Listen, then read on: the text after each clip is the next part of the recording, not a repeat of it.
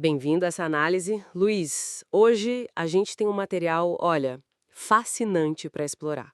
São 3 vídeos que mergulham fundo na neurociência dos nossos hábitos. A nossa missão aqui é basicamente extrair o que tem de mais prático e revelador nessas fontes, sabe? É como se a gente fosse montar um manual de instruções para o cérebro, um guia baseado em ciência para a gente conseguir navegar nesse mundo moderno que parece projetado para nos distrair. É uma missão em tanto. E olha, o ponto de partida de um dos materiais que a gente analisou é muito poderoso. A ideia é que o cérebro não pifa de uma hora para outra, sabe? Não é um motor que quebra. Ele é muito mais sutil. Ele vai se adaptando silenciosamente, dia após dia, aos sinais que a gente envia. Se os sinais são de caos, ele se torna um cérebro caótico. Se são de foco, bom, ele aprende a se focar. A grande questão é, que sinais a gente está enviando sem nem perceber? Exato. E isso me leva direto para o primeiro grande tema, que é quase um dogma no mundo de hoje, né? Um multitarefa.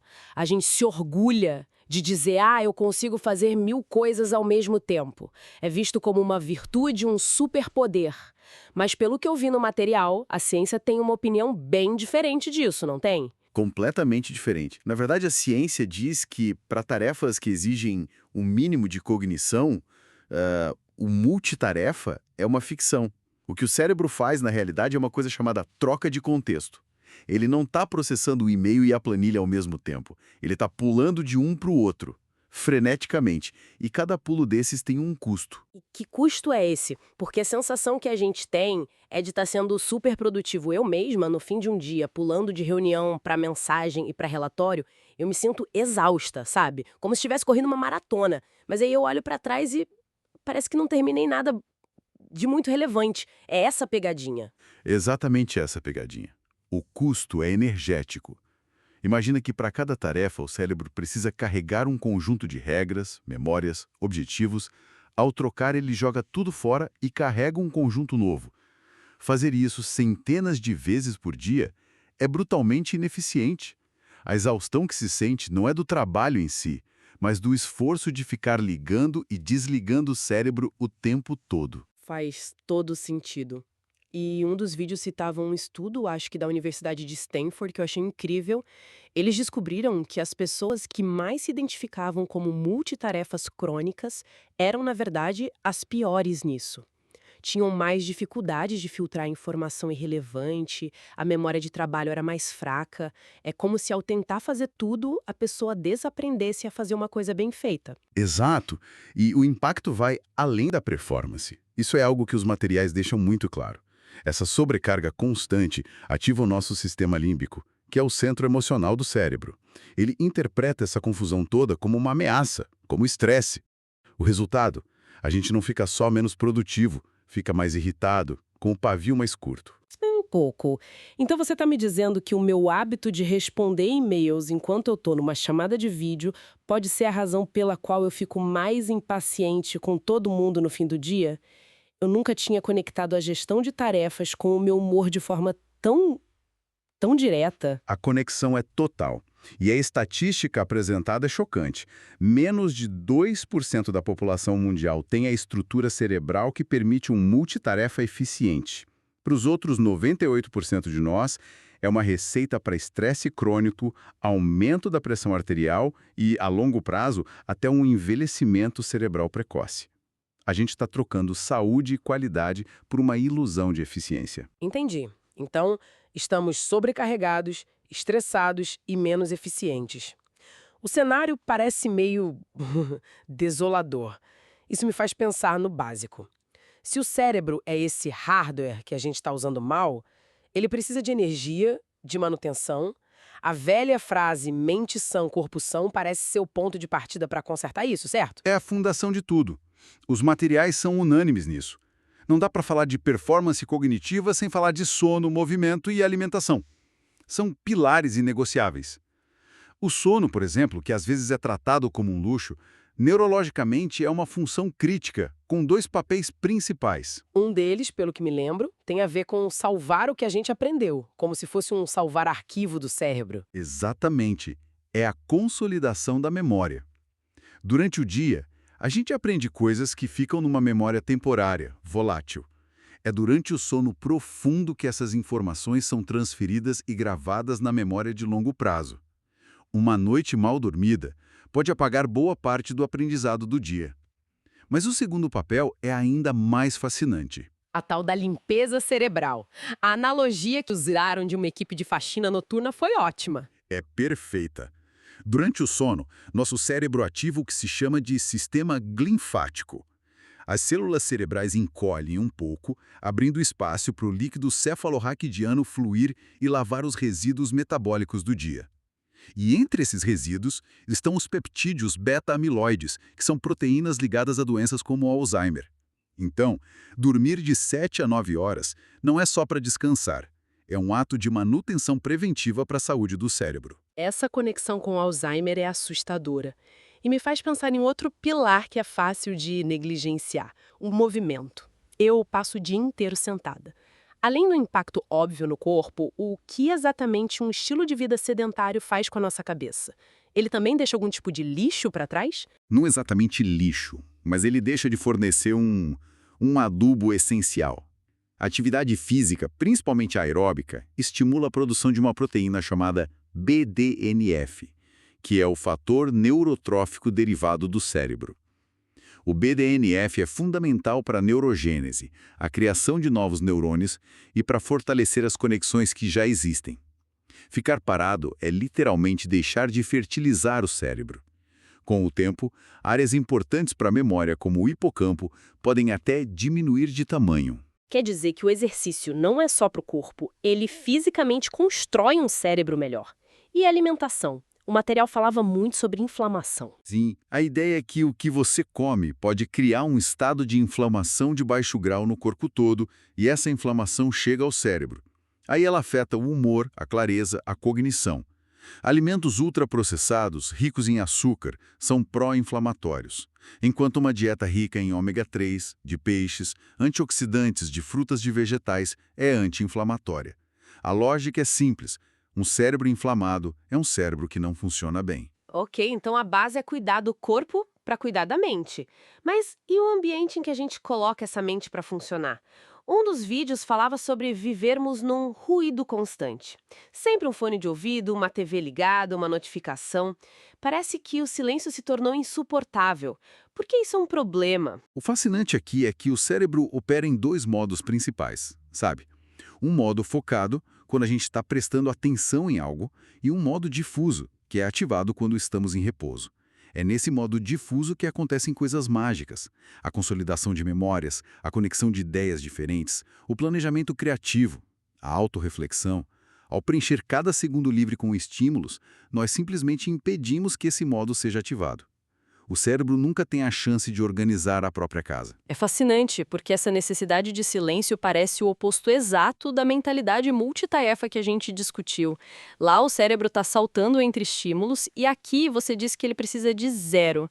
Isso me faz pensar no hábito de pegar o celular ao acordar, que foi mencionado.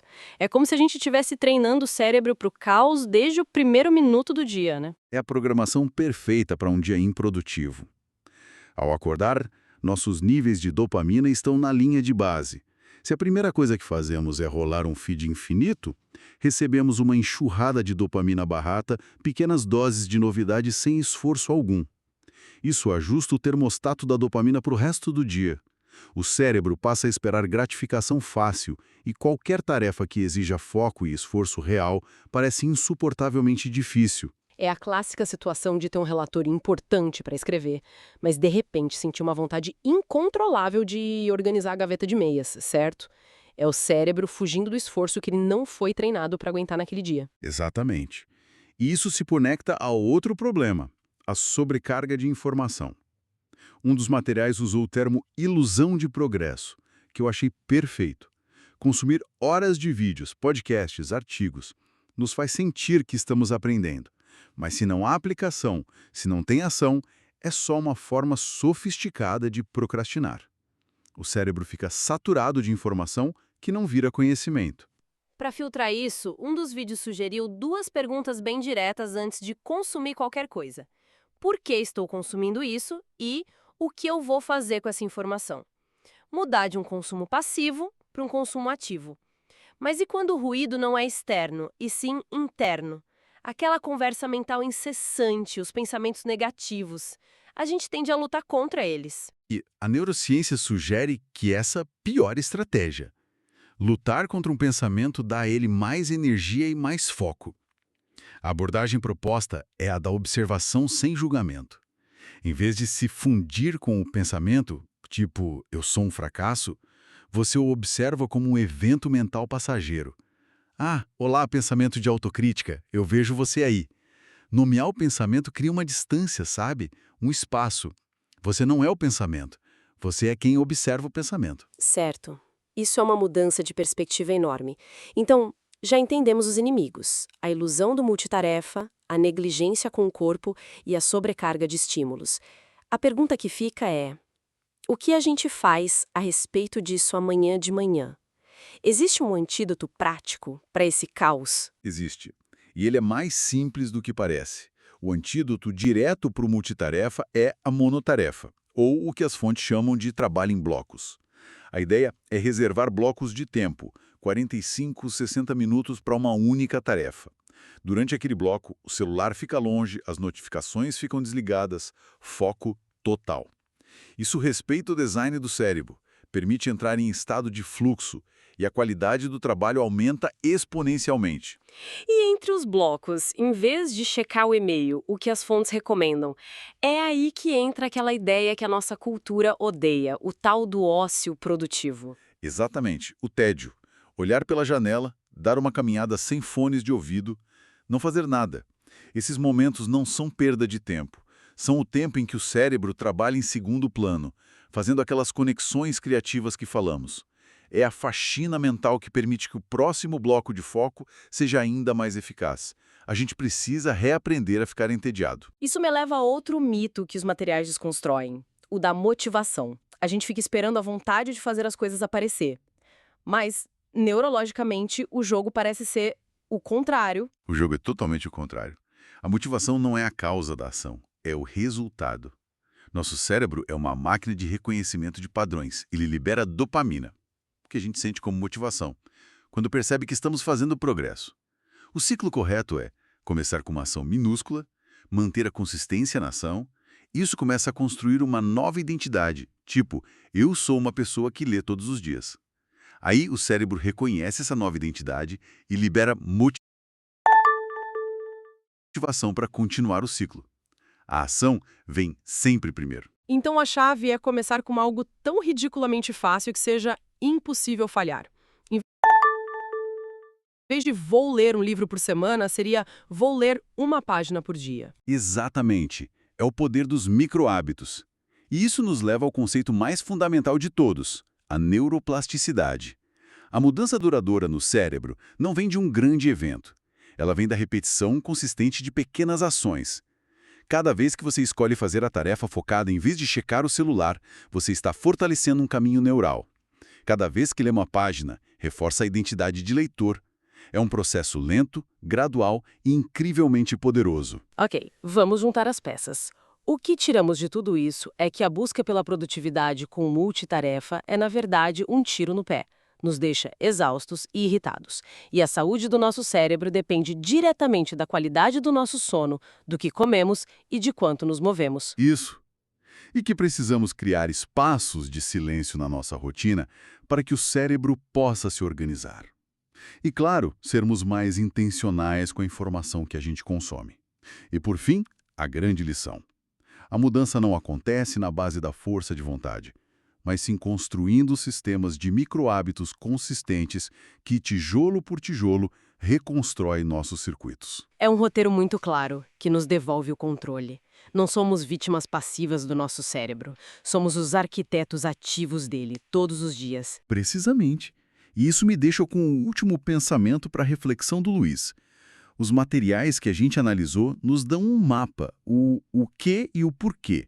Mas a jornada de cada um começa com a autoobservação. De todos esses ladrões de foco e hábitos contraprodutivos que discutimos, o multitarefa, a rolagem infinita, a falta de sono, o ruído constante, qual deles é o padrão mais dominante no seu dia a dia?